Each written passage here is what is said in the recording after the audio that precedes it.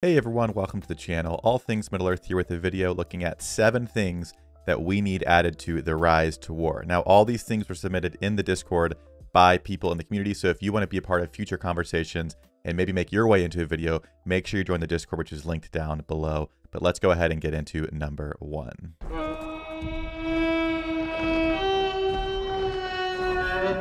The first one on the list has to do with the Matham exchange. Now, we've gone through a few changes with how the Matham exchange works and what you can do here. You know, things like the fragments that we used to have here and all that good stuff, which we won't get into as much today. I feel like that could be its own video. But the idea here was adding tier 1 respect items as something you can get with vouchers. We have tier 3, we have tier 2. I feel like it would make sense to add a tier 1 option, especially for those who are free to play, where, you know, even if you're free to play, you're gonna have a lot less vouchers, and it's still going to take you a lot longer to get any of these tier 2 and tier 3 commanders to reasonable respect. But maybe you have your tier 1s like your Eowyn, your Dwalin, your Grima, your Khaldun, things like that. It'd be really nice to be able to increase that a little bit more through the use of vouchers. So I think adding tier 1 commander respect items to the Matham exchange would be a fantastic addition going into the new season. The next one is kind of 2 points in one. It's about the wish list. First off, that there would be sort of a like blacklist, if you will, where you could put a item for a commander that you do not want to pull. So maybe it's just a commander you don't like. Maybe it's one that's not very good,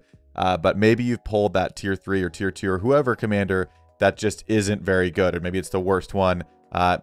Maybe it'd be nice to be able to take someone, maybe it's Berethiel, maybe it's someone else, and put them on a list of do not pull, that will guarantee you do not pull respect items for this commander. Again, I think it'd be kind of nice because the reality is you're going to have ones you want and ones you don't want. So it would kind of stink that if you don't want to pull one, that's the free pull you get. The other point here with this is that you could have a more guaranteed way to pull things in the wish list, especially, again, for Flawless, you can have up to 3 here. Just because they're here doesn't mean it guarantees you're going to pull those items. And again, if you're spending money on Mathams or just you're free to play and it takes a lot of time, when you do finally get that gold item, it really stinks when it's the commander that you're not going for. So I don't see why we can't just have a list of items you do not pull, you're guaranteed not to pull, and a list of an item, one for each tier, that you are guaranteed to pull when you pull them. I feel like that wouldn't be too game breaking, but then again, maybe people that spend would use that to rush to higher respect sooner. I'm not sure. But I thought it was an interesting idea for sure, so that is the second one. The next one has to do with some commanders that we'd like added to the game. I have mentioned a few of these, if not all of them, in other commanders we need added types of videos. But the commanders that are being suggested to be added here would be in a Hobbit commander update, and that would be Bolg, Azog, Bard, and Beorn. Again, I don't know all the details of what rights the game has and what they can add, because there are certain things they have done that I feel like kind of toe that line. So I'm not an expert on what they can and cannot do to the T, but I think it would be reasonable to assume that somewhere down the road they'll do some kind of a more Hobbit-themed update, maybe even just like we have the War of the Ring campaign coming here for Season 4. Maybe down the road there's one that focuses on the Hobbit storyline and the journey to the Lonely Mountain, and we see some of those commanders get featured that you can unlock and play with in the game, because for many people, the Hobbit was their first introduction into Middle-earth, so they're pretty big fans of Bolg and Azog, Bard, Beorn, and characters like that. So it'd be great to see those added to the game at some point for sure. The next one is just a quality of life thing, and I love this suggestion because it's something that I do every single day. If I'm trying to go over here and I'm getting my troops set here and you have the specific numbers that you're wanting, sometimes you just spend a little bit too much time trying to get right to that exact number you want to. And so it would be nice if you could just type in what you want just by clicking on it. You could just type, I want to do 1500, not 13, not 14, 16, but just 1500. It seems like a small thing, but one of those things that if people want to do it, they can.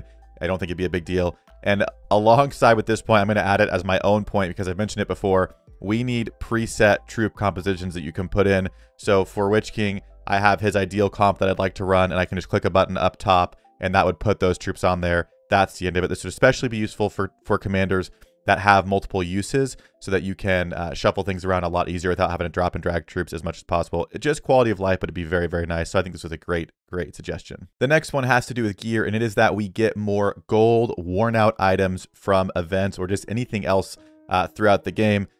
Like me and many other players, again, I might have more gold than some players because I am a bit of a whale, but there's this thing with gold gear where you don't really want to get rid of any of it, so you end up sitting on a lot of it because you kind of have this choice anxiety of what to get rid of. So it's like, okay, I've got a few, you know, I've got this this reach that's like pretty good, but I'm not using it, but like maybe I will in the future. If we could have a way of getting a few more worn out gold items, it would allow players to strengthen and use more of their gold items without maybe getting rid of some that they might hold on to. Again, if I get King of the Dead in this account way down the road, maybe I'll use this, so I don't want to get rid of it because it's a good piece, but the reality is it's just going to collect dust for a long time. So adding a more options, whether in events or just weekly challenges or things for us to get a worn out gold piece, I don't think would be game breaking, and it would be really nice, especially for free to play players, to just get a little bit more strengthening on their gold items. So I think this is a fantastic suggestion here. Next one has to do with the bag end feature. While I do feel like in general bag end is a step in the right direction because it's going to allow them to more control how and what players are merged into servers, I don't think splitting up groups was the right answer. Again, there's a reality to war games. As you play, group sizes are going to fluctuate. They're going to get bigger, they're going to get smaller.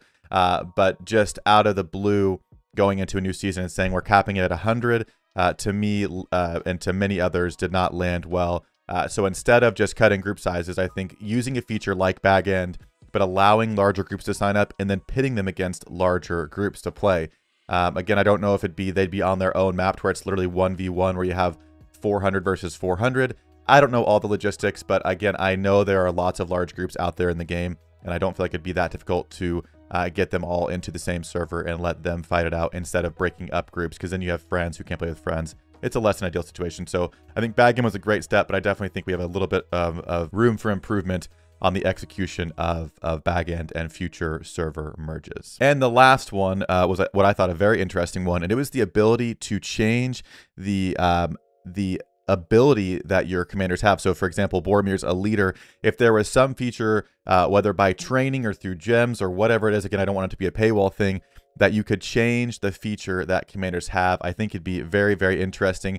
It would allow for different skill builds to become more viable, I believe.